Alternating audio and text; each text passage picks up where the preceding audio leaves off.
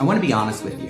Hitting publish on this book feels scarier than starting my practice. Scarier than launching courses, scarier than putting my face on social media. Because once this book is out there, it's not just an idea anymore. It's permanent. Welcome to Mr. Health, Mind, Body, and the Bedroom, the podcast where we cut through the silence and get real about men's health.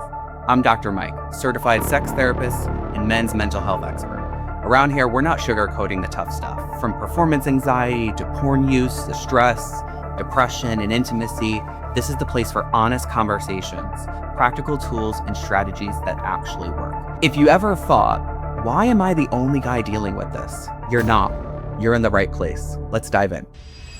Let me start with this. There have been at least a dozen moments while writing this book where I thought, yeah, I'm not publishing this. Not because it wasn't good, not because I didn't believe in the message, but it felt too honest. It was too close, too revealing, too vulnerable. Yet here we are. On January 21st, my book, Mr. officially drops. And today's episode isn't about hyping the book. It's about telling you the truth behind it. The truth is, I'm not a guy who comes from privilege and money and a whole sort of like pedigree of education. My parents didn't finish middle school. They didn't go to high school. They didn't go to college. And so I'm the first one in my family to go to college, get a terminal degree. And so here I am talking about probably like the most vulnerable topic on the planet. And I felt like it was just too much to put in a book. And so as I was writing this over the last year or so, there have been multiple times that I've said, I'm not really going to publish this. I really just want to put it on paper. The book didn't come from this masterful marketing plan. It came from years of sitting with men in quiet therapy rooms, engaging in the conversations we were having, from shame that didn't belong to them but lived in their bodies anyway. So today I want to tell you the entire story of why I wrote Mr., what it cost me emotionally, and why pressing publish feels like it's one of the most vulnerable things I've ever done. And I thought this podcast was, but here I am talking about my book. You know, people assume writing a book is this romantic, inspired process. Like you sit down and the words flow, you're an author. Think Carrie Bradshaw and Sex and the City. You know, and so that's not how it happened. This book was written in pieces, in between sessions, after long days, late at night when my house was quiet, my kids are in bed, and my nervous system finally had a chance to exhale. And honestly, some of these chapters felt like therapy for me, because the truth is, Mr. isn't about just men. It's about the things men were never taught how to name.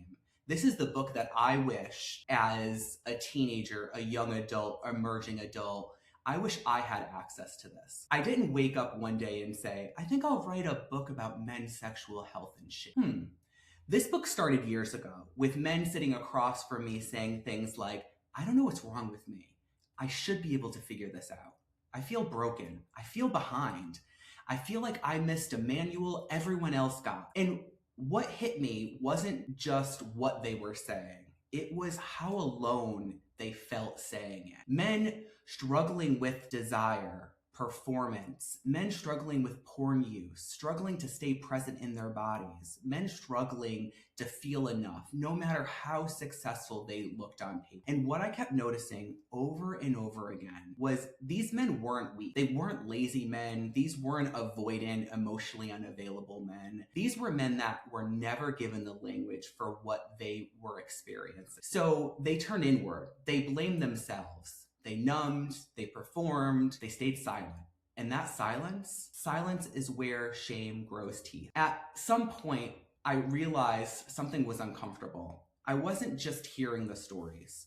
I recognized them. Not always in the same way, but in the same emotional neighborhood. The pressure to perform, the fear of being exposed, the belief that needing support somehow meant failing. And that's when this book stopped being theoretical. It became personal. There are sections of Mr. that I rewrote more times than I can count. Not because they weren't clear, but because they were true. The truth has a way of stripping things down. There were moments I asked myself, do I really want this part of my thinking out in the world? Do I really want people to know I've wrestled with some of this too?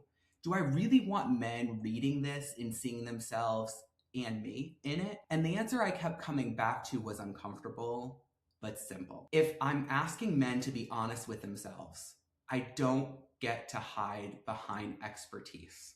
This book doesn't speak at men. It sits with them. It says, you're not crazy, you're not defective, and you're not late to the party. You're responding exactly how your nervous system responds when it's under pressure, shame, expectation, and silence. So let me be clear about something. Mr. is not a self-help book telling you how to fix yourself. It's not a list of hacks. It's not another version of Man Up, and it's definitely not about performing confidence. Mr. is about slowing down enough to understand yourself.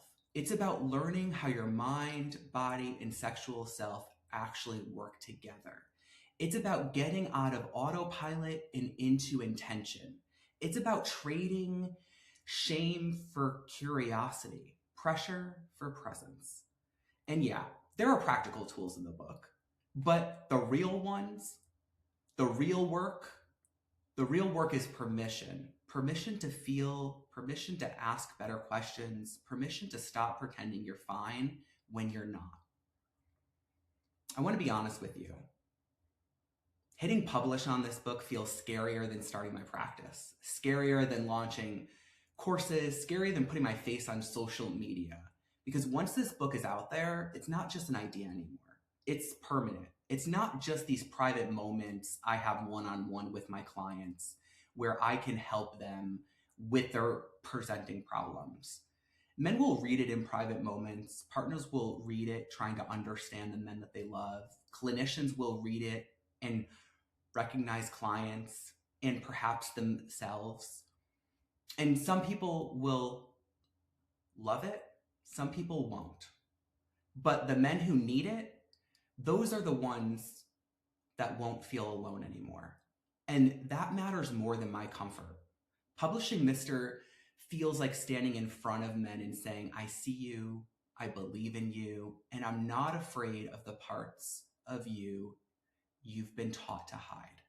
It feels like honoring every client who has trusted me with their story, every man who whispered something in session that they never thought they would say out loud, every moment someone said, I thought I was the only one. You weren't. You never were. So if you're listening to this and something inside you is stirring, if it feels familiar in your body, not just in your head, Mr. drops on the 21st of January. Not as a solution, but as a companion. And a reminder that growth doesn't come from pressure. It comes from presence. I appreciate you being here, listening to my podcast, and thanks for being part of the conversation we all need to have. You've been listening to Mr. Health, Mind, Body in the Bedroom. If today's episode hit home, make sure you subscribe so you never miss an honest conversation about men's health. Share this with a friend who needs it, because the chances are he's struggling in silence.